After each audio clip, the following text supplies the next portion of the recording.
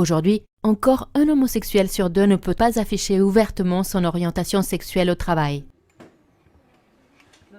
Je me rappellerai toujours d'un collègue, quand je suis arrivé dans les tout premiers jours de mon emploi, mon nouvel emploi, au sein de Pôle emploi, qui m'avait dit, ah bah tiens, lui, il ne vit pas avec une femme, il vit avec un monsieur, alors on ne sait pas lequel des deux fait la femme, sur un ton un peu ironique, mais sans être agressif. Et le jour où moi-même j'ai fait mon coming out, il est venu vers moi, il a dit, tu vois Christophe, je ne partage pas forcément tes idées, mais j'ai apprécié ce que tu as fait. Parce que le monde de l'entreprise doit donner confiance à ceux qui veulent parler, ils ont choisi d'être des LGBT visibles dans leur entreprise.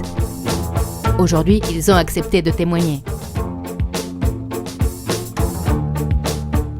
Salut Fabienne. Je m'appelle Christophe Berthier, je travaille au pôle gestion administrative et paie de Pôle emploi Bourgogne.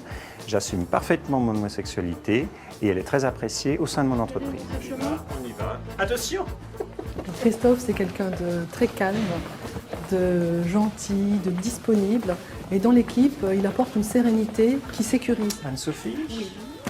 Dis-moi, j'ai besoin de des renseignements. C'est le souhait de Fabienne de présenter les qualités extérieures de ses collaborateurs et de ses collaboratrices au sein de l'institution. Et permettre aux uns et aux autres de parler librement de ce qu'ils sont, de ce qu'ils font et de ce qui impacte leur vie quotidienne et donc leur travail.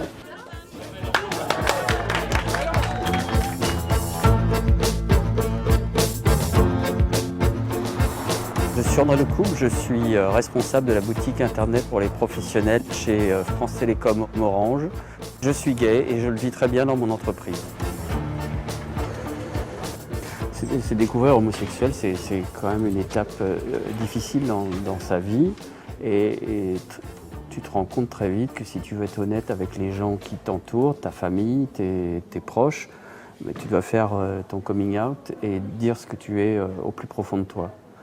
À partir de ce moment-là, il imagine qu'il faudrait, dans le cadre de son travail, 40 heures par semaine, faire un blackout total sur ce que tu es vraiment, ce que tu vis le week-end, et mettre un autre costume en arrivant au travail le lundi matin et devenir quelqu'un d'autre qui se cache.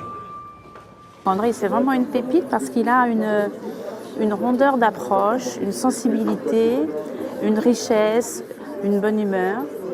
Tout ça en permanence et quand on a comme moi une petite équipe de 6 personnes, chaque personne est une pièce indispensable.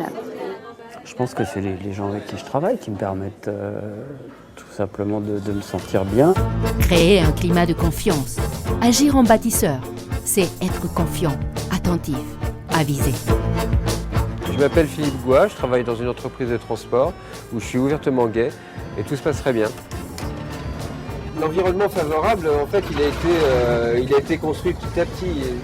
Les gens ont appris à me connaître. Effectivement, parce que bon, on a des échanges avec Philippe, alors là sans aucun problème sur sa vie privée, parce que bon, il a confiance et c'est mutuel. C'est une chance pour nous, LGBT, de mon entreprise, de pouvoir s'exprimer sur ces sujets-là, de pouvoir essayer aussi de faire avancer nos droits. Et il est arrivé il n'y a pas très longtemps un souci à un collègue. Il avait subi des propos homophobes qui étaient assez virulents. La directrice a fait le nécessaire et donc a fait une note de service tout simplement.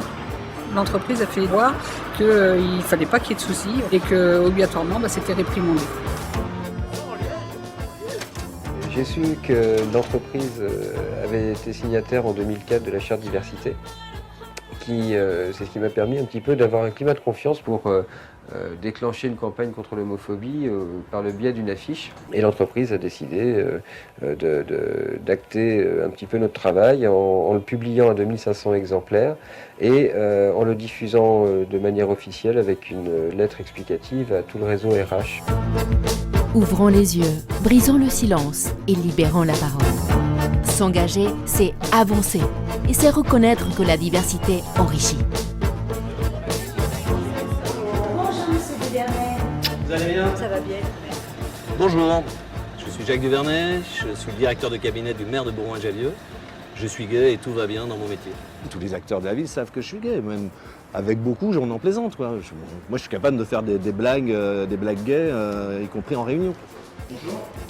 Ça se passe très bien avec Jacques, sur le plan professionnel bien sûr. C'est devenu un ami et sa rencontre est un enrichissement dans notre vie. Bonjour. Un agent qui est bien dans son travail a une prestation évidemment beaucoup plus efficace. Et a envie de revenir, et a envie d'avancer, de se former. Voilà, donc on est beaucoup plus dans une dynamique positive.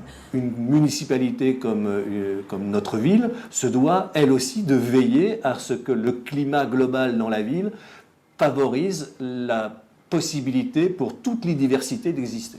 On a non seulement la responsabilité d'être sûr qu'on n'est pas sollicité pour des questions de discrimination, mais on a surtout la responsabilité, ou aussi la responsabilité de les débusquer.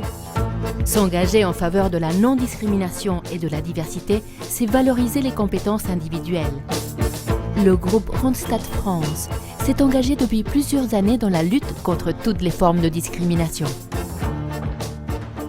Le fait qu'une entreprise telle que la nôtre s'affiche comme gay-friendly et indique, si vous voulez, que, par exemple, des plaisanteries déplacées, douteuses ou franchement discriminantes sont inacceptables est quelque chose qui est important. Nous avons lancé un processus de formation vers l'encadrement supérieur parce que l'exemple doit venir d'en haut. Et puis nous avons aussi travaillé sur le langage. Favoriser la cohésion et l'équité sociale, c'est augmenter les performances au travail. IBM a développé une politique volontariste pour m'encourager à parler simplement et librement de mon homosexualité. M'a débloqué. Je m'appelle Christophe Chenon, je suis à IBM depuis 20 ans. Je travaille actuellement comme terminologue au centre de francisation et tout va bien. Quelqu'un qui est bien dans sa différence, il est bien dans son travail. Et s'il est bien dans son travail, IBM va aussi en avoir les fruits. C'est très rassurant quand on est venu m'expliquer qu'effectivement le fait que je sois homosexuel c'était bon pour l'entreprise, c'est très rassurant. La politique de diversité de l'entreprise, ça m'a donné plutôt envie de rester au des moments où je pouvais me poser des questions et je pense que ça doit même en attirer certains. Aujourd'hui, être une entreprise inclusive, c'est-à-dire qui reconnaît la diversité de ses salariés et qui l'intègre, c'est positif pour notre image aussi, y compris vis-à-vis de notre marché, vis-à-vis de nos clients. Quand je vois Christophe, ça me ravit, ça me conforte dans le fait qu'on doit continuer le combat chaque jour. Construisons une diversité totale, un monde professionnel où chacun soit assuré de trouver une place égale, quelle que soit son orientation sexuelle. La prochaine étape, ce que je sais, c'est qu'il faut continuer à travailler sur les basiques, qui sont les droits. Ce sera le fait qu'on essaye de créer ce climat de libération de la parole. Et enfin, ce serait l'idée de la création à l'extrême d'une cellule d'alerte ou d'une personne référente qui pourrait recueillir de façon confidentielle certains sentiments éventuels de discrimination. Il y a 3 choses qui sont essentielles. La formation, la formation, la formation. Peut-être une chose intelligente, ce serait de voir les collègues qui s'occupent de la direction de la diversité pour voir quelles sont les actions concrètes qu'on peut mener et qui peuvent être de nature à amplifier l'aide qui est apportée et puis l'ouverture d'esprit qui est associée. Et être acteur, cela peut passer par des petites actions, mais pédagogiques. Des actions telles que l'affichage d'un article dans lequel notre collaborateur est interviewé sur la discrimination homosexuelle. C'est permettre aux autres d'en parler, tout simplement.